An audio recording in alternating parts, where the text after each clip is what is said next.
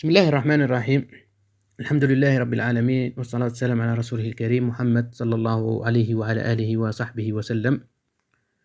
في هذا الفيديو حبيت نوضح وش قال اليوم وزير التربية عن معدل النجاح. معدل النجاح يساوي أو يفوق 10، وكذلك أن مدة الإعلان النتائج راح تكون في حدود 20 من شهر جويلية، وقد يكون قبل ذلك بيوم أو يومين حسب ظروف التصحيح. لذلك الطالب عليه أن لا يتابع الأخبار الشائعة حول معدل البكالوريا. كاين اللي راهم يقولوا معدل 9، هذه الأخبار تشوش على الطالب، ما يتبعهاش. الخبر الرسمي أنه معدل النجاح يساوي أو يفوق 10 بكالوريا 2023.